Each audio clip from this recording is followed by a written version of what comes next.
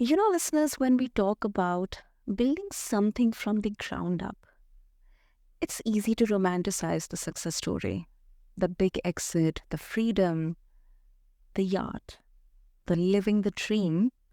But behind every eight-figure story, there's the untold part, the long nights, the hard calls, the identity shifts that come with letting go of control. Welcome back, listeners, to this episode of the BizBlend podcast. I'm your host, Sana, and today we are going to unpack the real human side of scaling and selling a business. Now, let me introduce my guest to all of you. She was born into entrepreneurship, it's literally in her DNA. From opening her first small business in Anchorage, Alaska, to co-founding a scheduled charter air service that carried 35,000 passengers a year, and later selling it to Alaska Airlines. She has lived the dream and the discipline as well.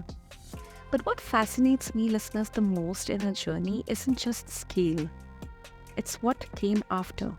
The reinvention, the ability to step back, build systems that could run without her, and still live life on her own terms, from Alaska to Maui and beyond.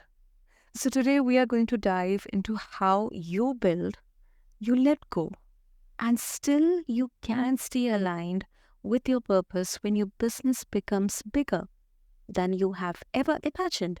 So, listeners, meet my lovely guest, Ral West. So, Ral, welcome to the show, and I'm really, really honored to have you here with us. Oh, thank you, Sana. That was a lovely introduction. I was fascinated. No, it's really, really such an inspiring journey, Ral, and this actually really reflects, this bigger. I think it's a gap, and it's kind of becomes a concern for many of the founders or business owners or entrepreneurs who think that their brand is kind of their identity, their own identity and brand. They are connected. The brand or the company is nothing without them. They are nothing without the company. So I think we are going to solve, or at least we are going to show the way. You are going to show the way on how to plan maybe in advance as well. Because I think exit, selling your business, or kind of letting go of that control is something that starts inside out. So with that, you built your business from the ground up into an 8-digit operation, Ral. So if you can take us back to the very first phase, like what did starting from nothing actually look like for you? Okay. Well, thank you. It was actually my husband and myself, and Okay. it was his brainchild. I had my own business, a different business, and we were working across the hall from each other in Anchorage in tiny little offices. And I was representing companies in Hawaii, and I had to fly to Hawaii to learn about the products that I was representing to Alaskans. And he wanted to figure out a way to go to Hawaii for free on a business trip too. So he took his real estate background and kind of merged it with my travel industry background and Okay. figured out a way to start representing Alaskans who own condos in Hawaii. And then with my travel industry advice, he packaged the condos with rental cars and inter-island air and made a whole vacation package. And then we added eventually the air from Alaska to Hawaii across the Yeah. Pacific Ocean. And it was at that point we were buying seats from scheduled carriers. Okay. Then the scheduled carriers stopped serving our market and no way to get our clients to Hawaii to enjoy vacations. So we Okay. were faced with the possibility of just the business shutting down. We didn't have much income at all after that. Okay. Okay. But we found an airplane that we could charter and had to charter the whole plane and pay Mm-hmm. for every seat on that plane, whether we sold them or not. And that was the real beginning of a huge transition for the company from just the little mom and pop, just, operating from a shoestring. I mean, it didn't cost anything to start this business. He, just said, hey, this is what we're going to do, and did it. And now all of a sudden there was a significant financial risk in doing this charter.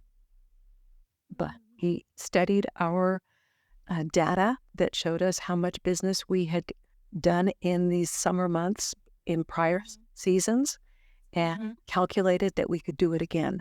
And so we felt that we could indeed meet the demands of that charter. And we did. We sold every seat. But the company then just grew phenomenally almost overnight. And Okay. that was a big, big challenge for us to keep up, because we were the mom and pop. By that time, Yeah. I it kind of put my business on hold and was devoting all my time to this business that my husband had originally created, but I was advising him along the way. And now we were in it shoulder to shoulder, trying to keep this business going. And, we had to have more employees. We had much greater volume of business, Mm-hmm. and we didn't have the systems yet that made it smooth and easy. So we had to figure out how to do that. And we studied books. We turned to our mentors. I went back to college.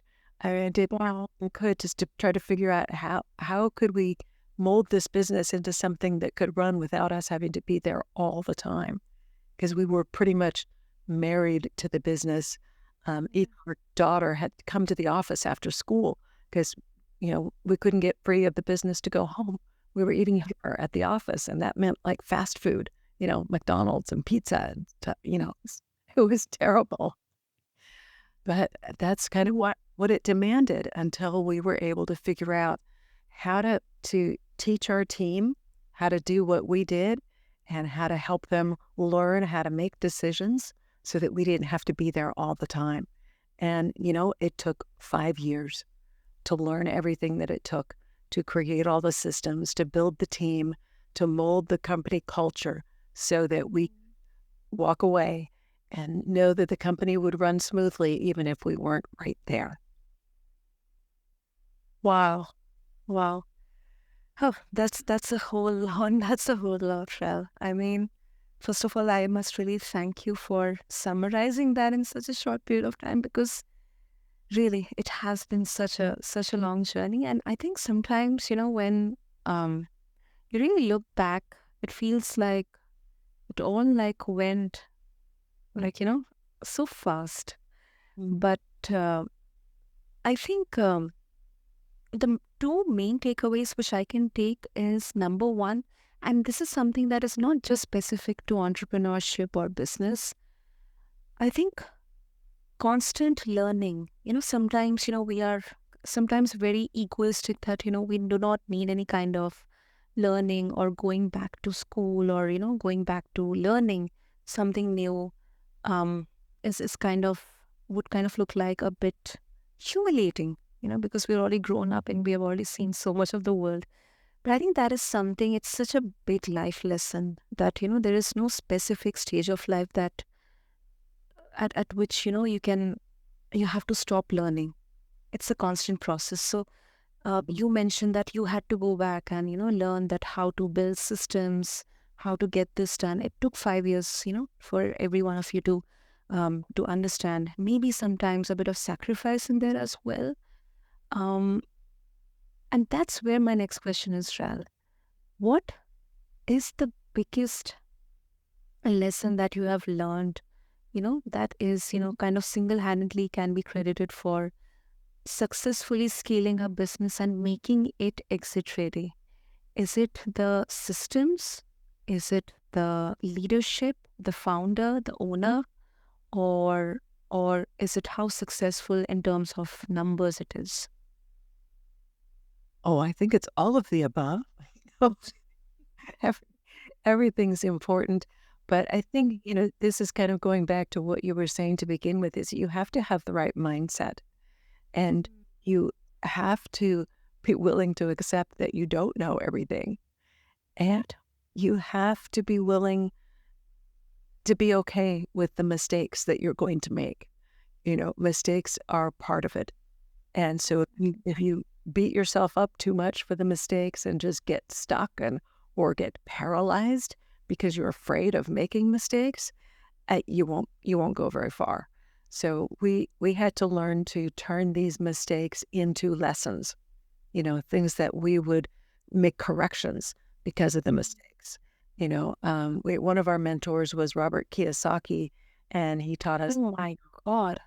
Yeah. Okay. So one of the things he taught us was that every mistake is just a learning opportunity. So you got to dig into it and figure out what happened. He also taught us that 80% of the time when something goes wrong, it's the system that failed, not the person. So just continually look at what are the systems doing? Is there a hole in the system somewhere that caused a certain mistake or, chaos to happen? And then get in there and fix it. Fix the system. Don't replace the person. So that's a Exactly. huge one. And just keep yourself focused on learning as much as you possibly can. I myself, I'm a dedicated lifelong learner. I don't care how old I am or how much I think I've learned, there's always more, so much more to learn. And that's what makes life very exciting, don't you think? Is that there's always something else around the corner? It does. It does. Yeah. I mean, trust me, there is so much to learn. And sometimes I also get anxious, like, how can I do that? How can I learn that? How can I, whom should I learn it from? Who is, actually a good mentor or someone credible enough to guide me? Because I think right now we are at that cusp of, um, where everybody, like, digitally or, physically, they're like trying to be the subject matter experts. But I think it's kind of an information dump on us. But I think we need that awareness and that right mindset to identify what exactly do we need to prioritize right now. And for that, I think the systems need to be in their place. So it's all like connected, like a web. Yeah, it's very much connected. And systems are very, very important, but it's just part of it. Yeah. When I went up setting out to teach other entrepreneurs how to do what we did, how to take themselves out of the day to day, I recognized that there were really 6 principles that were the key to our success. And systems is one of them. That's principle number 1. But it's also learning how to track your data and setting in your culture, making sure that your culture is aligned with your own values and that you can teach it to people and have your team buying into your culture. That's incredibly important. And making sure that your team has the tools and the training and the guidelines to do their job, and getting the team aligned with the same goals that you have. That's huge. And then, making sure that your customers are not just happy, but delighted. How do you delight your customers? Those are all very, very important ingredients to building a successful company. And you can't have one without the other. So, I call it like a 6-legged stool. You have to have all 6 legs. They all have to be equal, or else something's going to be wobbly, and you don't want that. So, I so much agree with you there. So much agree. And you mentioned about culture, and that is exactly where my next question comes in. Um, like, um, how did you actually make, these values stick once you weren't in the room every day? Because after all, um, at one end, um, we are humans, we are flawed. No one is perfect. On the other hand, if we try to, as a founder, as an owner, try to assess, I think sometimes it's a very tricky balance to maintain. It can be identified as micromanaging or too much of, forcing upon. So, were there any specific approaches or activities or any kind of framework that you followed? yes. Um, Actually, it was as an acronym that my husband came up with. Okay. It was WERQ, or we called it our work ethic. Ah. The W stood for win-win, and we wanted to make sure that our team understood that our philosophy was that if we win, you win. And we also wanted our customers to win, and our vendors to win, and our community to win, and of course, obviously our team. And we practiced what we preached.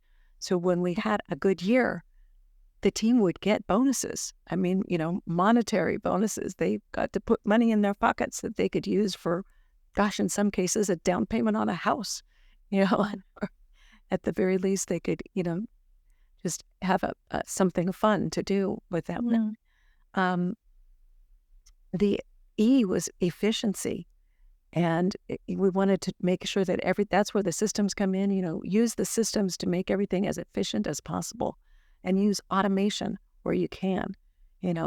People, like you said, people are flawed, but usually automation works pretty well. So if you can automate something, do it. So, at one point we invested several $100,000 in an online reservation system so that all of our bookings didn't have to come in by phone to one of our reservations agents.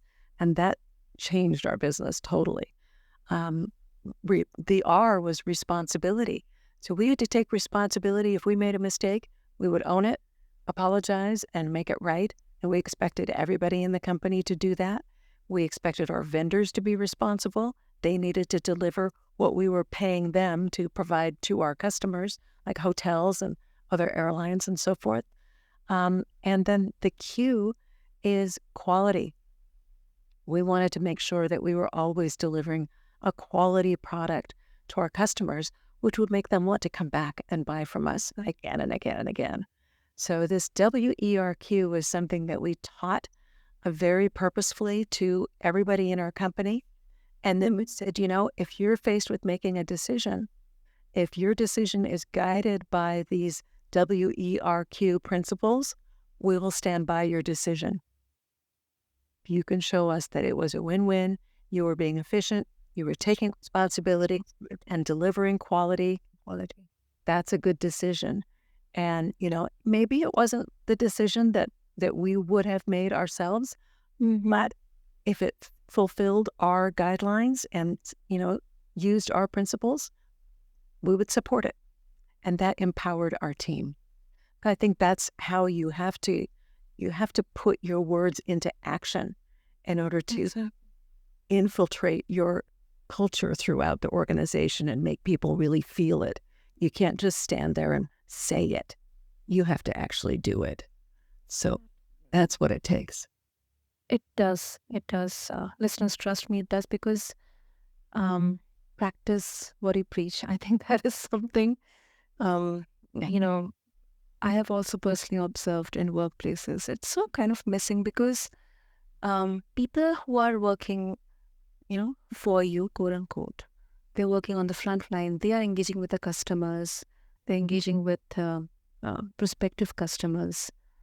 When something goes wrong, it's very easy to pin the blame in there.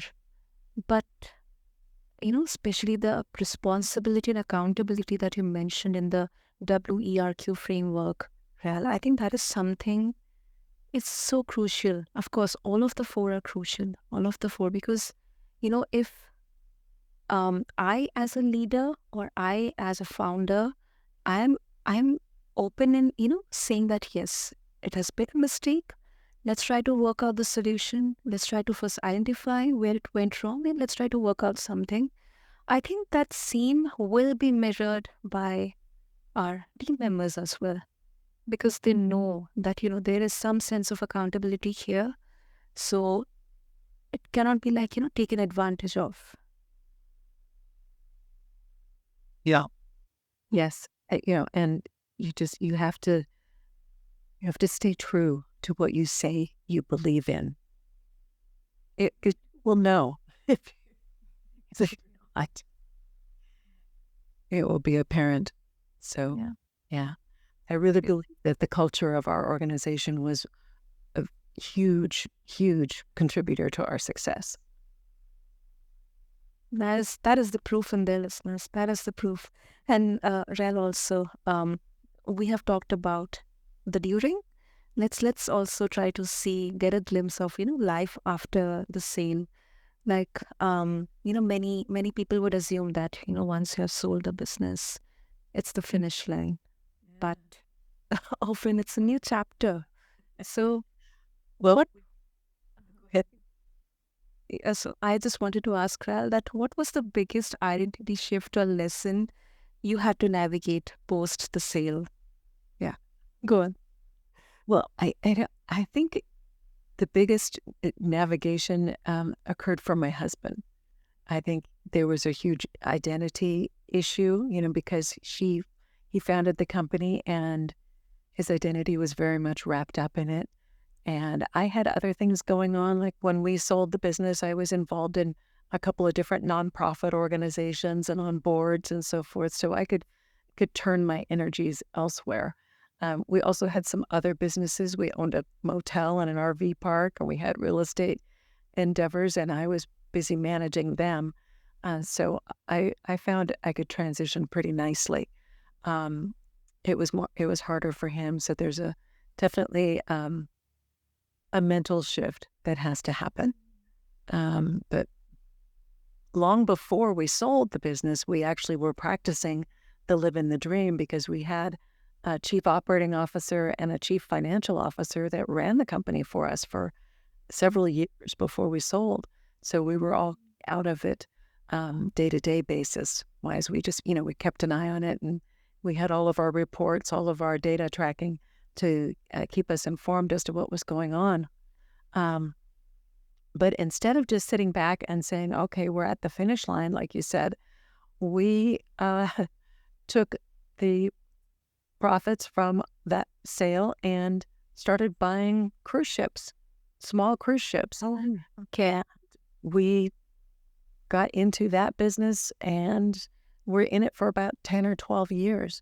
Bought the cruise ships, fixed them up, and leased them to a cruise line who operated them for us in Alaska and Mexico and on the Columbia River. And that was very exciting. But one by one, we were selling the ships to that cruise line because they wanted to own them and not just be renting them from us. And then when COVID came in 2020, we had one ship left. And of course, it was tied up to the dock as of March of 2020, couldn't operate. So we eventually sold that to the cruise line and got out of the cruise ship business in 2022.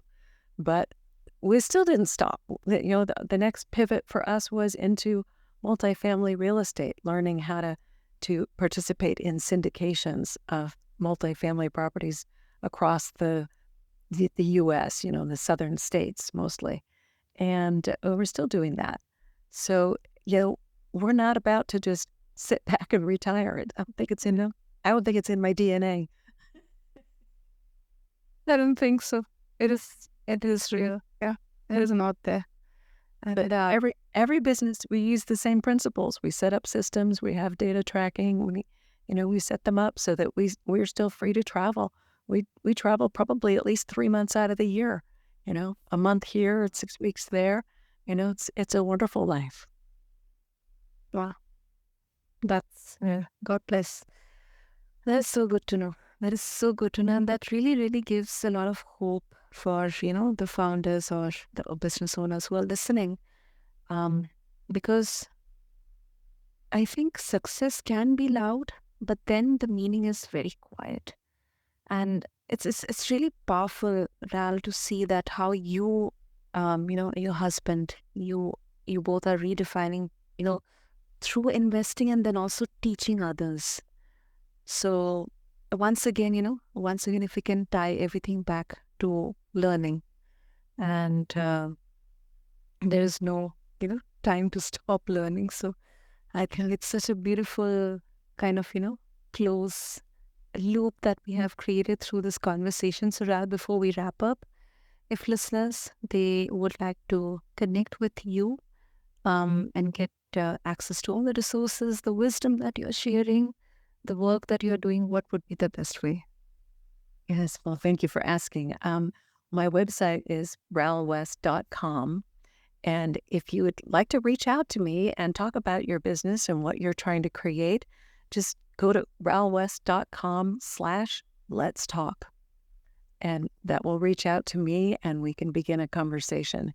And I've got a mastermind group that's just starting up. It's called BOSS, Business Owner Success Strategies. And I'll be announcing the details of that very soon. You can see me on LinkedIn, also Ral West. I have a newsletter you can subscribe to. I have a YouTube channel. Subscribe to that, and lots of ways that you can learn from me and connect with me. And I would appreciate it. Superb, superb. So, listeners, I'll have all the links in the show notes. So go do check out Ral's website and also subscribe to her newsletter, Ral's Success Principles, and also check out her YouTube channel. I'll just have all the links in the show notes for every one of you to refer to.